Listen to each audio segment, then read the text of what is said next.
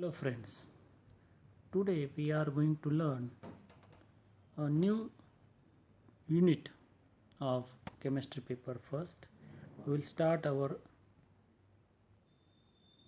inorganic chemistry syllabus, right? In a last couple of video, we saw some important organic chemistry part, you know so that organic chemistry part we will take some halt because we saw two important topic of organic chemistry. One is alkyl halide and other is aryl halides, right? Now today we are going to learn inorganic chemistry part, that is unit number 2nd of your 3rd semester syllabus. So name of that topic or the chapter is non-directional bonding.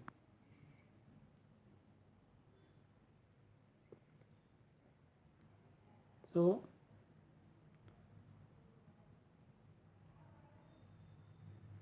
let me overlook on syllabus.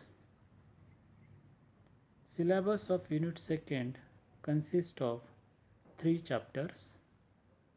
1. Non-directional bonding, chapter number 2nd directional bonding, and chapter number 3 molecular orbital theory. Chapter 1 number 1 and 2, basically both topic is of chemical bonding. In topic 1, non-directional bonding means there we want to study the ionic bonds, and directional bonding where we study the covalent bonds. So that both topic you had already learned some related terms, concept of that chemical bonding in previous classes. You have a new topic in this semester, that is a molecular orbital theory. So we will study all these 3 topics in a semester 3rd.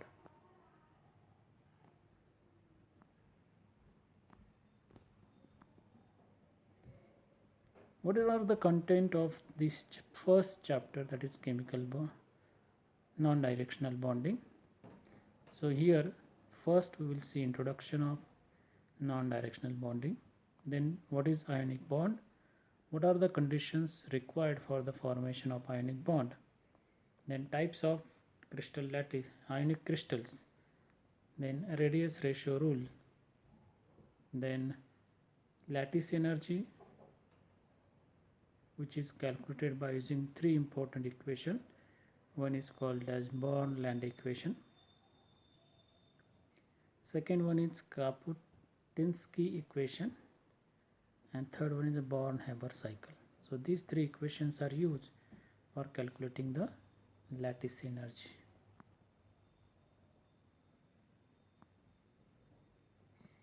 Let me begin with first basic important term, that is called as a chemical bond. You should know the meaning of bond. The word bond is not a James Bond, but it is a chemical bond, which is very important term in chemistry. What is a chemical bond? It is a one kind of force that may be attractive or repulsive, which is used to hold the 2 atoms together. That is called as a chemical bond. Basically, when any 2 atoms of same or different element, when they joint, when they combine, when they approach to each other, they are held together by one important force that is not a visual, that is an imaginary force, which is help to hold the 2 atoms together, nothing but a chemical bond. So we have different types of chemical bonds. First is ionic bond. It is called as non-directional bond. Second bond is a covalent bond called as directional bond, and third one is a coordinate bond, fourth one is a metallic bond. Depending upon the different requirement to hold the two atoms together, we have four classes of bonds. All these four classes of bond, or the definition of all these four classes of bonds, we had already learned in our previous classes. Still,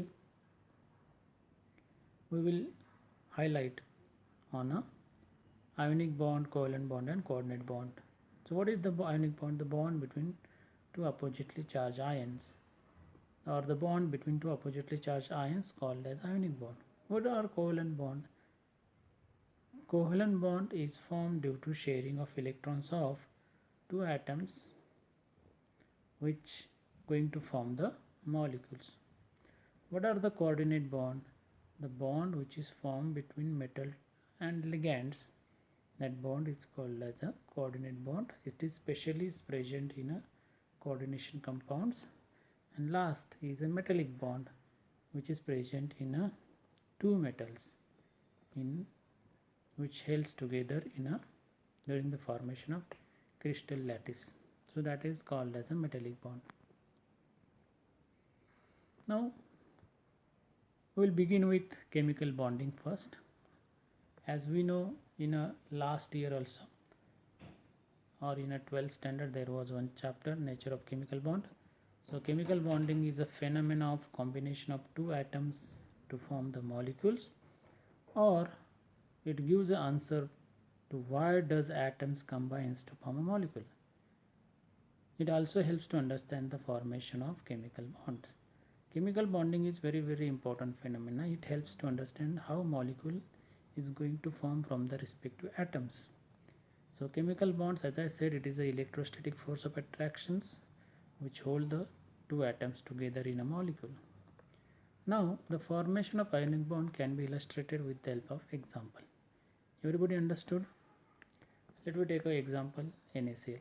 It is very familiar compound, NaCl. Everybody using that in their homes like a salt. So if you take a NaCl compound, in that NaCl compound it is a absolutely it is ionic compounds, because when NaCl is dissociated, it form Na plus and Cl minus ion. So positive charge on sodium and there is a negative charge on chlorine atom. Why sodium carries positive charge? Because you know that sodium has a tendency in its electronic configuration. If you saw what the atomic number of sodium, atomic number of sodium is 11, right? So if you take atomic number of sodium is 11, then its electronic distribution is 2, 8 and 1. So this valence electron is 1. So when sodium lost 1 electrons during the formation of molecules with or compounds with Cl, then sodium bears a positive charge. Sodium becomes plus 1. At the same time, the electron which is donated by sodium is absorbed by what? Chlorine atom. Here chlorine has atomic number 17. If you saw the electronic distribution, that is what? 2, 8, 7.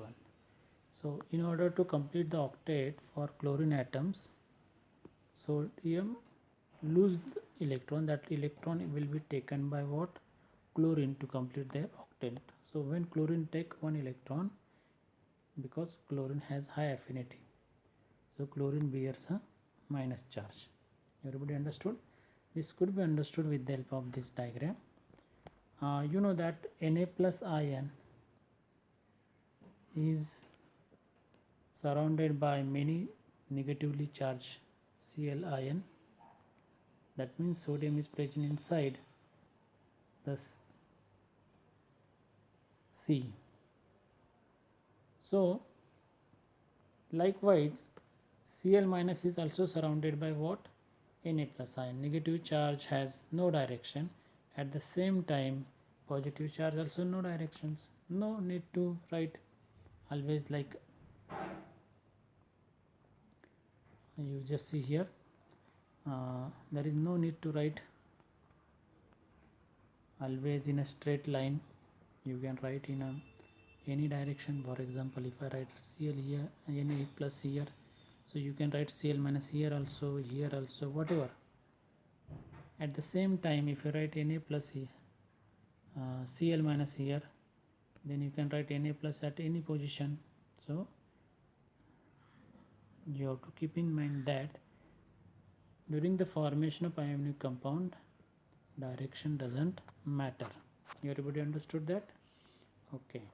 So that's why it is called as a non-directional approach, or ionic bond is a type of non-directional bonding.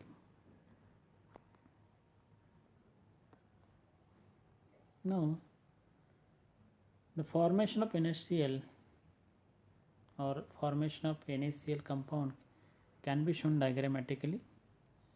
As we know that this is in a diagram, you can observe that here is a sodium. Sodium has total how many electrons? 11 electrons. So out of that 11 electrons, 2 electrons present in first cell, 8 electrons present in second cell, and 1 electron present in a last cell, third cell. So this is the last electrons, valence electron. When that sodium come in contact with chlorine, chlorine has electronic distribution. Atomic number of chlorine is 17. So electronic distribution is 2, 8, 7. If you see, stability play an important role during the formation of ionic compound according to valence bond theory. When every atom, when that atom combines with each other, they always follow the rule of octet. They always follow octet rule. So if any element any atom of an element whose octet is complete, then that element is highly stable, generally called as inert gases. And if they having less number than expected, then they always try to share their electron, to one another. So for complete the octet for sodium, if you here in third cell required how many electrons? 7 electrons. So it is very difficult to gain 7 electrons in a sodium. But chlorine having 7 electrons in its valence shell, so chlorine can take 1 electron very simply from the sodium to complete the octet. So electron is moving from valence electron, sodium is moving from sodium to, that is the chlorine. You can see electron moving direction is like this. Okay, when sodium donate their electron, then sodium carries the positive charge, as well as when chlorine gain the electrons, chlorine carries the minus charge. When atoms are converted into ions, then ions are what? Ions are any charge species, we can see, so here you can see sodium gives 1 electron, sodium become Na plus with loss of 1 electron. At the same time, Cl gain that lost electron by sodium, and chlorine become a chlorine minus. So that sodium ion and chloride ion is going to form. So this is very easy to understand how there is a migration of electron takes place from one atom to other atom for the formation of compounds. Similarly, for magnesium chloride, in magnesium there is a 2 electrons which are present outside, this shown as a cross. So if you take chlorine atom, one chlorine required 1 electron for complete their octet. So if you take 2 chlorine, so both electron of magnesium is going to migrated to the chlorine atom each. So one electron comes to this chlorine, other electron will comes to this chlorine, and to form magnesium chloride, right? So that you have to remember. Anybody doubt? It's very easy to understand.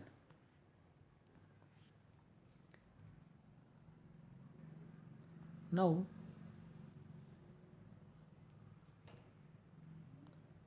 once you understand these two examples, one is a sodium chloride and other is a magnesium chloride, then we can define very easily now what is ionic bond or non-directional bond. When transfer of electron takes place in the formation of ionic bond, the electrostatic field of an ion extends equally in all directions, and therefore ionic bonds are also called as non-directional bonds. That means when electron is transferred from electropositive atom to electronegative atom, so there is a force, that force is called as the electrostatic force of attractions, and it operates in all directions equally, and therefore it is called as a non-directional bond. Now let me see what are the conditions for the formation of ionic bond. Basically, ionic bond is nothing but what? Transfer of electron from one atom, that atom should be electropositive, to other atom, that should be electronegative. That means this ionic bond doesn't form between those atoms which having less electronegativity difference or those atoms where both are same. For example, if you take two chlorine atoms, then there is no ionic bond formed. It is always formed between metal which are highly electropositive and some non-metal which are highly electronegative. So some conditions you have to keep in mind to understand the formation of ionic bond. So first condition is, that is, large electronegativity difference between the combining atom. If you look at here,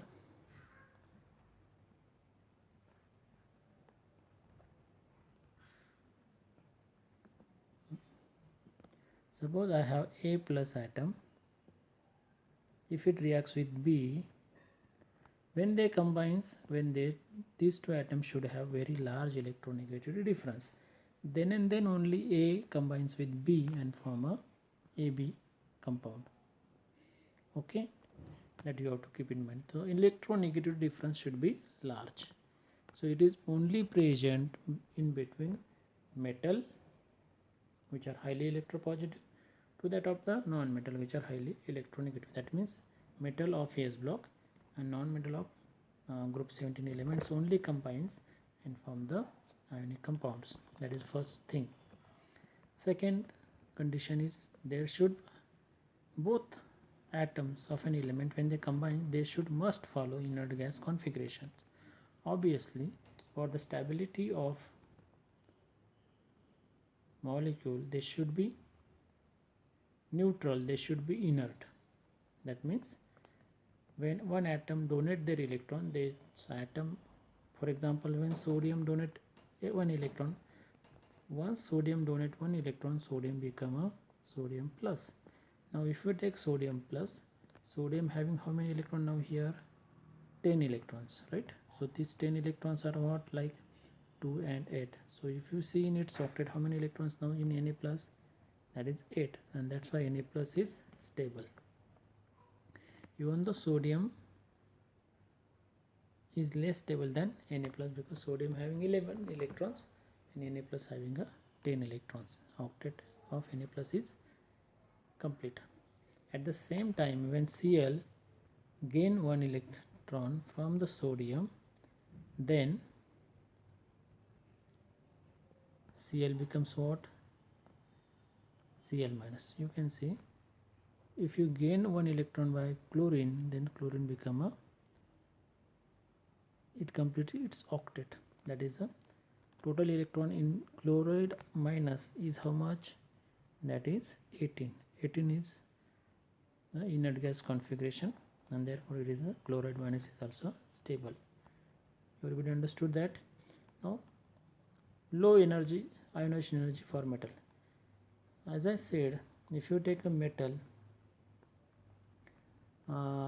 metal should possess, metals are generally, you have taken here that metals are highly electropositive.